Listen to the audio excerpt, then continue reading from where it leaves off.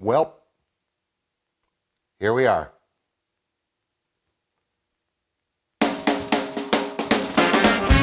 It's time for Hollywood Grump. Hey everybody, welcome to Hollywood Grump. I am the Grump, aka sequestered in SoCal, aka lost in LA, aka Dr. Disinfectant.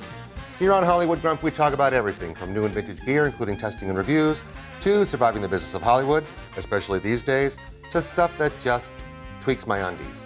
All through the lens of a man who doesn't have anything funny to say right now. For all you gear nerds out there, today's episode is shot on a lens that I've used before. It is a Zeiss Jena 24mm. If you want to see all the details about that lens, go back and watch another episode because I'm just not in the mood to talk about it today. But it's a pretty great lens. Let me know in the comments below how you think this lens looks. And remember, any fuzziness or blurriness you see on the glass is probably just an ample supply of Germ-X.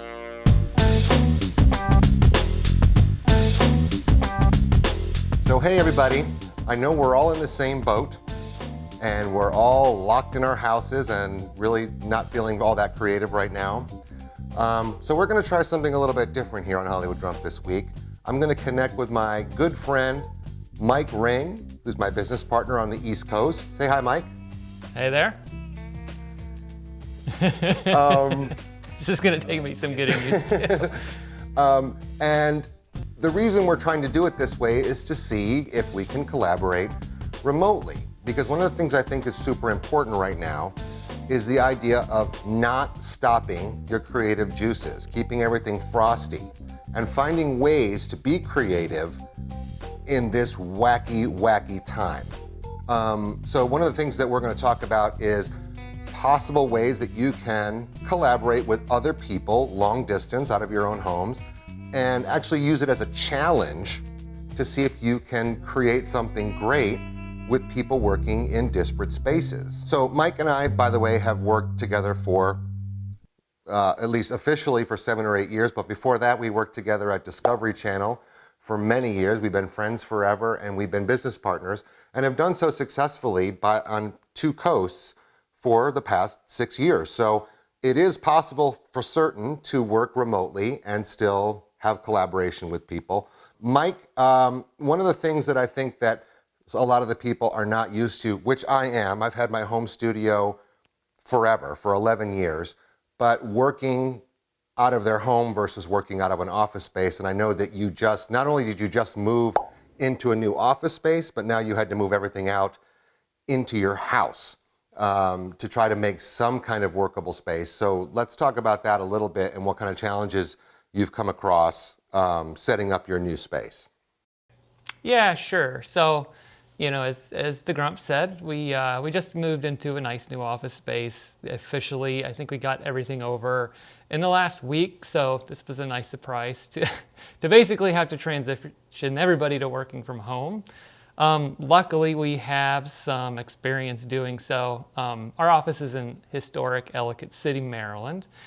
And if you've heard that city name before, it's probably because it's been on the news twice in the last 5 years for a catastrophic flood that basically, there was a torrent of water flying down Main Street, which caused us to move home twice. So in that time, or since that time, we've invested in, a lot of cloud infrastructure, so it's easy for us to move remotely, but still, it's basically ransacking your desk, throwing everything in your car, and right now, which I'll show you a picture of later, just set up in my kitchen on my table and just kind of making the best of it. And then checking in with employees every day via Google Chat or Zoom. And it's actually been working out pretty well. Everybody's been creative, everybody's generating ideas, and there's somewhat of a benefit to be able to change your workspace every now and again, just for a different atmosphere, if anything. And just so you guys know how we're set up to do this, and this is an experiment, is Mike and I are talking, we can see each other on Zoom, so we're connected together on Zoom in a Zoom meeting. So when we're talking or pre-rolling, we talk to each other on the Zoom camera. I can hear Mike through Zoom, but when I'm talking to him, just so that it looks like I'm looking at him, I'm looking at my own camera. And later on, I'll put a picture up of our current setup. But we each have our laptops or our computers set up with their cameras, and then a separate camera that we're recording this footage to, propped up above. For the time being, it seems to be working, although obviously it'll take a day to get all the footage back from both of us and all the audio files. But what that does mean is we're changing a little bit of how we normally would shoot. On the GH5, which I'm shooting on, and as I said, I'm shooting on a Carl Zeiss Jena. Normally I would shoot this in Vlog at the highest bit rate possible, the 400 megabit, and then bring that into a timeline and color correct it after the fact. Usually I do it with an adjustment layer, but what that ends up doing is giving you enormous files, obviously, and when you go to render the stuff out, it takes significantly longer because of that adjustment layer or the color correction. So lumetri color, or however I'm coloring it, depends on the episode, takes about 3 times longer to render the episode because of that, color correcting the Vlog. So what we've done here, and this is the first time I've ever done it this way, is just picking a color profile from the GH5 and using that to make the files a little bit smaller. So I'm at 150 megabit, I'm still in 10-bit though, which is hugely important.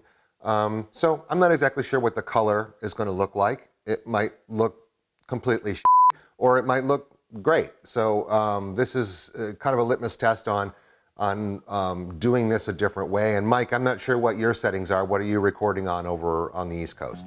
Yeah, so I have the Lumix S1H. It's we're trying. It'll be interesting to see how it compares and works with the GH5, because I don't think we've yet mixed these two cameras yet. Right.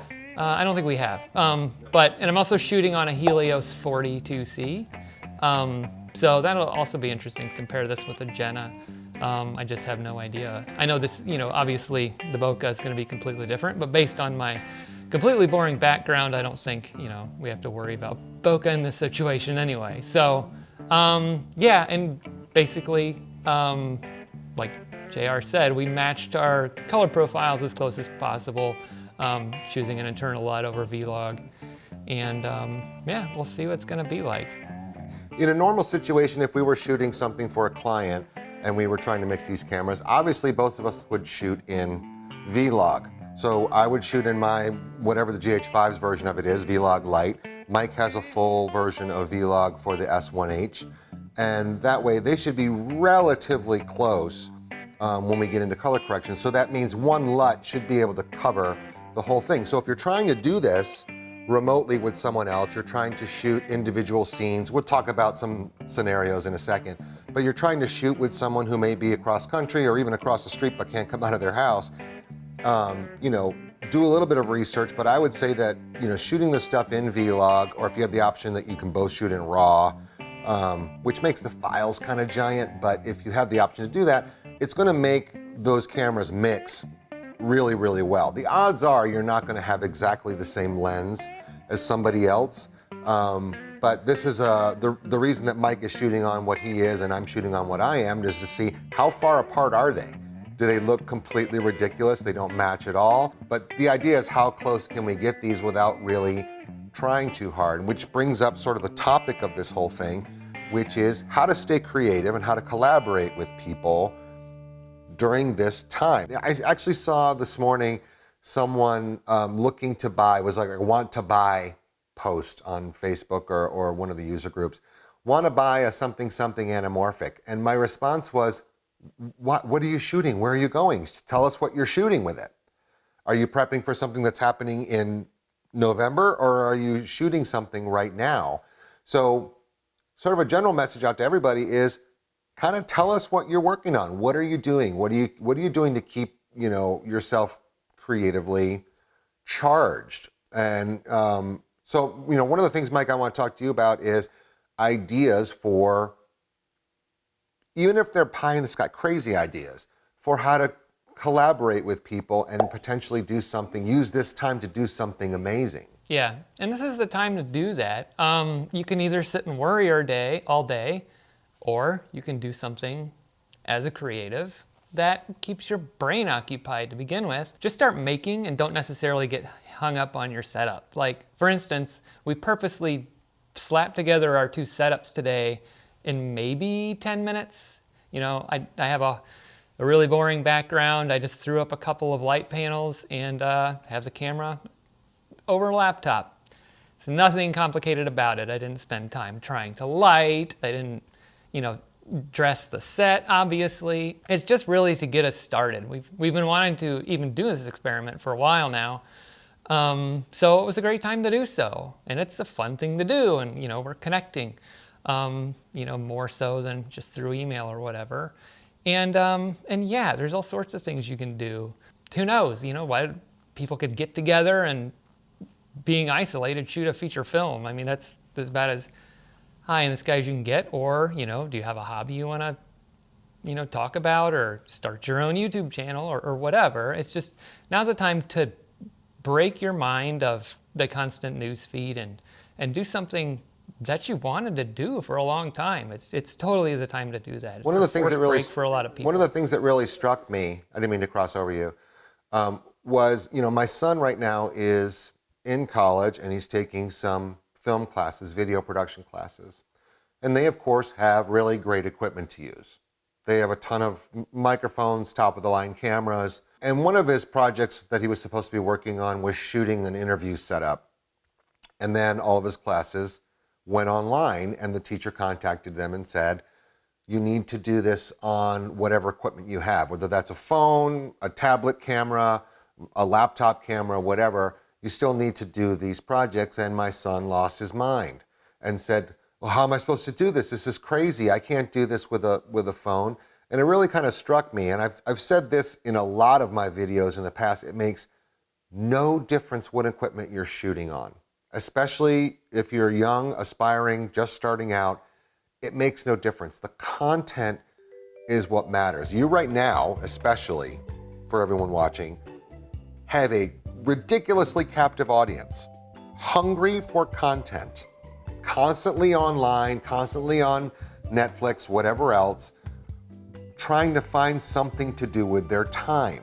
And so there's no better time that I can think of to get super creative, knock the shackles off and stop telling yourself why you can't do this stuff or what the problems are, and find the creative solution. Finding creative solutions is going to be something that's going to affect you for the rest of your career. It happens even if we have a crew of 100 people, there are times where we have to get together in a brain trust and say, okay, this is going to be a problem, how do we fix it?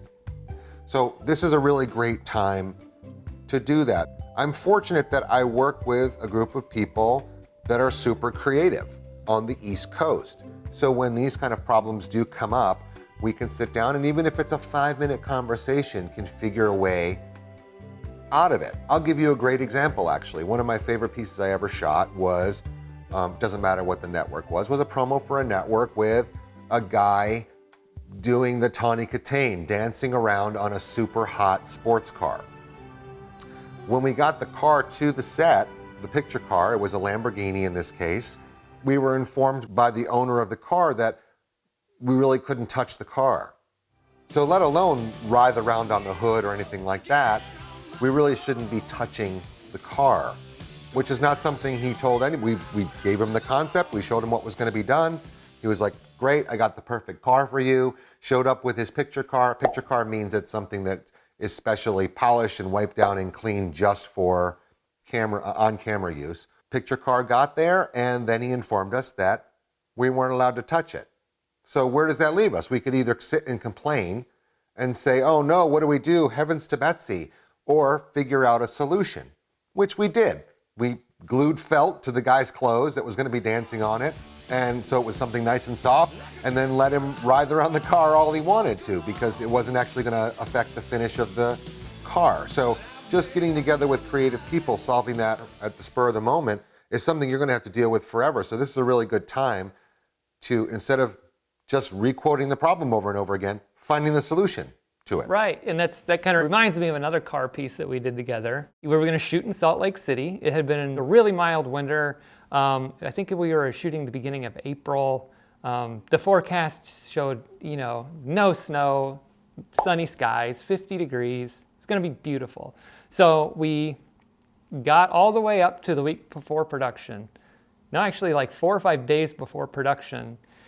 And we had permitted roads, we were permitting part of an island and everything. And it was just gonna be, it was such a dream project. And then suddenly out of nowhere, up comes the first winter storm of the season for Salt Lake, which if you know anything about Salt Lake is how rare not getting snow in the winter is. So we had two options, either, cancel the shoot, which, none of us wanted to do because we were hitting a deadline of the show to launch, or get creative, which we did. We found an alternate location, Moab, Utah, which turned out to be the greatest shoot location on the planet with the greatest crew and the greatest location scout, and completely changed the concept of the piece at the last minute, and it turned out to be 10 times better than the original concept. Easily one of my favorites. Easily. Yeah, it was awesome. The talent was awesome, the crew was amazing, and everything just came together. And we, having to re-permit, and we had to get these cars down there that couldn't drive in the snow, they couldn't get wet because they're just precious, precious automobiles. All of that had to be managed, and it was. Just in a couple days we shifted everything down there and it worked out. And it's those creative challenges are kind of what drive us. If everything was simple, I don't know. I just don't think they would be as good. Yeah, I've been saying forever that although having cast and crew is complicated, there's a lot of moving parts. Anybody can do a great piece when you have 35 brilliant minds around you. Shooting with a big crew with the top equipment in the top locations, I don't want to say it's a no-brainer, but it's absolutely a walk in the park. You have a million, metaphorically speaking, brilliant brains around you. Doing this stuff on your own, figuring out a solution on your own, and still be creative and tackle these challenges. We had the good fortune of working with a local scout, location scout, that knew exactly, I got this. Just tell me what you need and we'll find a place to shoot it. So working with groups of people like that is kind of easy in the grand scheme of things. What you guys are faced with right now is a much bigger challenge. I think one of the things you're going to have to do is decide how much you want to solve on your own, how much you want to work with other people to solve these problems, and then taking that and saying, all right, well, I'll shoot this, you shoot that, you do the audio of this, and we'll see what we can put together. Yeah, exactly. And so, and there's two ways to look at it too. I mean, it's doing your own personal creative work, which you should. It's, time to do so. But also getting creative was what you propose to clients. So clients are still want, marketing communications or video communications or whatever. But, budgets are being lowered and we don't have the opportunity to go out and film things, like we once did. So there's a lot of different ways that we know of creative to create content within those parameters. Right now we're working on a project that's doing just that. It was supposed to be a documentary style shoot. It was, a lot of travel and all of that. And instead of just killing the project, shifting the concepts so we could shoot things on at home or use a lot of graphics, or just there's still a way to tell this story that doesn't require us going out and filming. And that's your responsibility as a creative to bring these kind of new ideas to the table for your clients. That's why they pay for you. And the knee jerk is going to be for everybody to just have people self-film things on their phone, which at the beginning is going to be fine and people get it. After a while, it's going to get a little bit tired. So how can you up the ante? Versus just having your talent or whoever else record something on their phone and send it to you with the understanding that it's trying times so we can get away with cell phone videos. It's going to get tired really fast. In fact, one of our clients, that was suggesting that, we were like, no, we're already beyond it. Let's figure out a different way to approach this creative challenge that just does not rely on people recording stuff on their phones. And we don't know that it's not necessarily going to fall back to that because much like things I've talked about in the past in terms of being unique, right now it's a proven method. It's a proven method. People are okay with things being filmed on cell phones because that's the times we're in at the moment. But try to be a little bit more original with it. Try to see what you can do. You know, this is a great time to challenge yourself to, what can I do with the bare minimum stuff? Even if it's an old crappy DSLR, if it's the camera on your computer, what can I do to make it not just look like a computer filmed video? You know, how can I challenge myself? I've got one light, all my other stuff's in storage in Tulsa, and I can't go there right now. So I've got one light, I've got one camera, or I've only got natural light coming through the windows. What can I do with that? And challenge yourself to make something better than you've ever made before with as little resources as is humanly possible. Yeah, and it's also time to, you know, work outside of your comfort zone. Experiment with different things, and if it falls flat, you don't need to show anybody. But going through those experiments, they're gonna make you a better creative, and being able to pivot at a time like this is really important. So, yeah, just like go for it and make something. It's the more you experiment with alternate methods, the better you're gonna get at it. And it's also a really good time to connect with other creatives. You know, people aren't as busy, people are at home, people are gonna be more communicative in chat rooms, a lot more advice is gonna be given. It's just a good time to connect with one another. If this is gonna do anything, it's going to probably bring people a lot closer together than they are now, and that's kind of an important time to be doing it now anyway. Maybe we should, you know what we should do? Maybe we should come up with a make-believe project and see how people attack it. You know what I mean? Yeah. Like maybe we should just come up with, okay, you need to shoot, you know, take a scene from your favorite movie. That's actually funny. That's funny. Take a scene from your favorite movie, Matrix, whatever it is, and see if you can recreate it in the most creative way possible. So whether that's using your phone, whether that's using a decent camera, whether you're recording it into a voice recorder, whatever, and see if you can work with other people remotely. So for example, let's take a scene from The Matrix.